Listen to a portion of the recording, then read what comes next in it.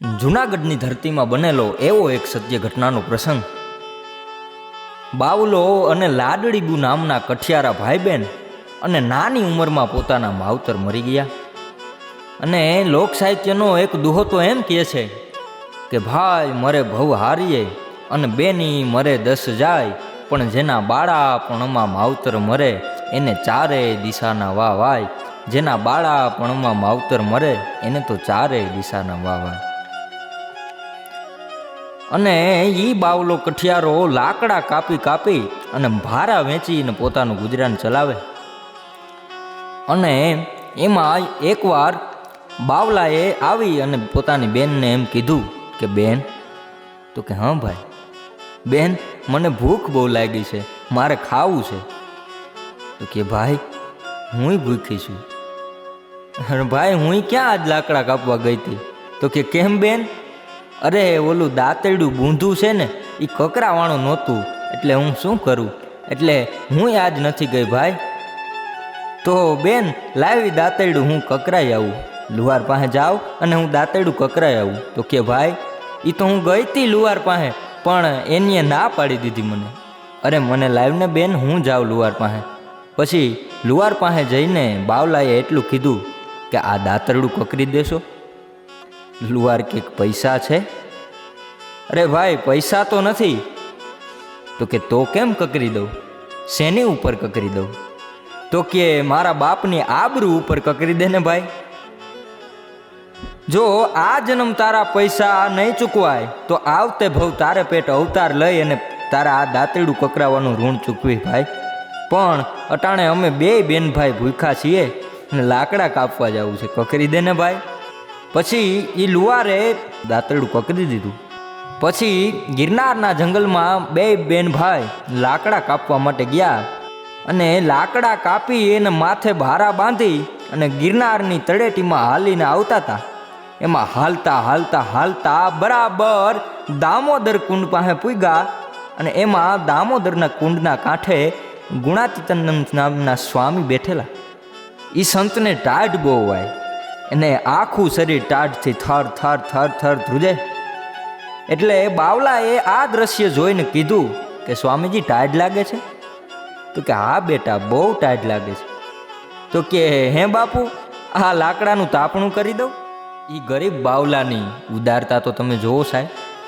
જે લાકડા વેચી એને પોતાના પેટનો ખાડો બુરવાનો છે, અને એ બાવલો આજે સંતને એમ કહે છે કે હે બાપુ આ લાકડાનું તમને તાપણું કરી દઉં? કે હા બેટા કરી દે ને બેટા। અને એ બાવલાએ ત્યારે એ લાકડાનું તાપણું કર્યું છે। અને એ સંતને જ્યારે ટાઢ ઉડી અને એટલે અંદરથી સંતના એવા ઉદ્ગારો નીકળ્યા કે હે બાવલા, આજથી તારી ઉપરથી લાકડાનો ભારો ઉતરી ગયો બેટા। બાવલા આજથી લાકડાનો ભારો તારા માથેથી ઉતરી ગયો દીકરા। આજથી તારે લાકડા કાપવા નહીં જવું પડે। અને પછી લાડડીબુ બાવલાને કહે છે કે ભાઈ આ સાધુ તો જો કેવા રાજી થઈ ગયા ભાઈ, આ તાપણું કર્યું એમાં આ સાધુ કેવા રાજી થઈ ગયા। અને સાહેબ ઈ સંતના આશીર્વાદ એમ કહેવાય કે બે બેન ભાઈને લાગી ગયા। અને વાત તો બહુ લાંબી છે, પણ ટૂંકમાં કહું તો જૂનાગઢના નવાબ સાથે એ લાડડીબુના લગ્ન થયા। અને ઈ લાડડીબુનો ભાઈ એટલે કે બાવલો એ કઠિયારો મટી અને બાવદીનભાઈ દિવાન બની ગયા। પછી એમાં એક દિવસ જ્યારે બાવદીનભાઈ દિવાન બન્યા ત્યારની આ એક વાત છે।